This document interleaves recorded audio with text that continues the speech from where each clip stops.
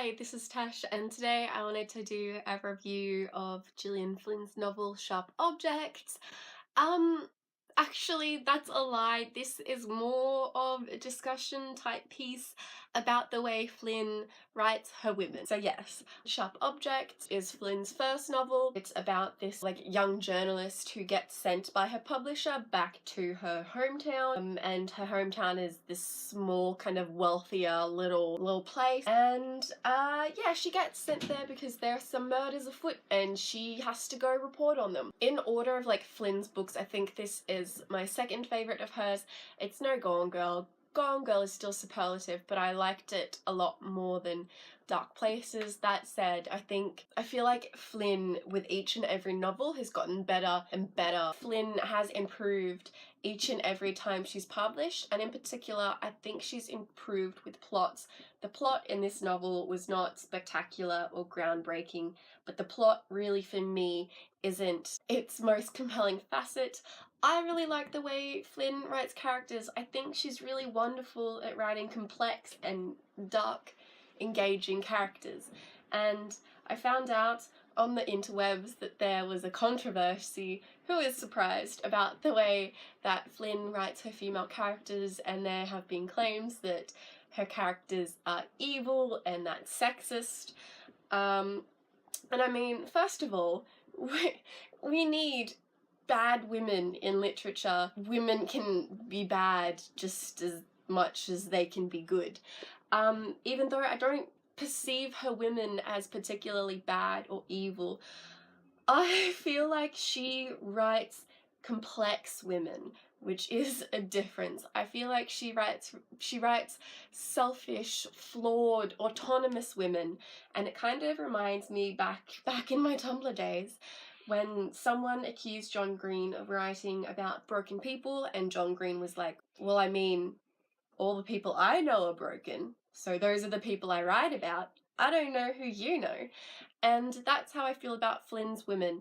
She writes about broken, toxic, selfish people, and that's because people are selfish. Maybe that's a bit exaggerated, but people are complex and they are fractured. People will make mistakes, people will be selfish, and we need that reflected in female characters. And personally, I find her characters so relatable in their complexness, and I find that, in my perspective, a lot of the time Flynn takes an aspect of womanhood and femininity in the way that we as a society have constructed it, and she exaggerates it. And in this exaggeration, one, she's exposing the issues in our conception of femininity, and two, she creates really interesting, complex, toxic women, and these women become toxic as this toxic aspect of femininity becomes exposed, because that aspect of femininity is toxic. For example, the mother in this novel is not particularly nice. She is not particularly nurturing, and in her attempts to nurture, she does some harmful things to her children. Another thing that I really like about her women, and I can't quite remember if this is true of her other novels, but it definitely was of Sharp Objects, is that she depicts them as very tied to their bodies.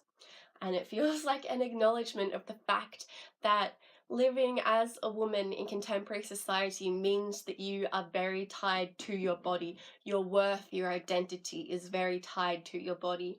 And so there will often be comments made about the protagonist's body and about other people's body, and it feels like a nod to the awareness that women have of their body at any given time, but also the awareness women have of each other and each other's bodies, because there is competition there, and it's a subtle awareness in the competition that you live as a woman, and I find it really interesting. And I thought I just loved that it was there, but it wasn't overbearing. I also love the way that Flynn writes about class, the way that it's present but not dominating.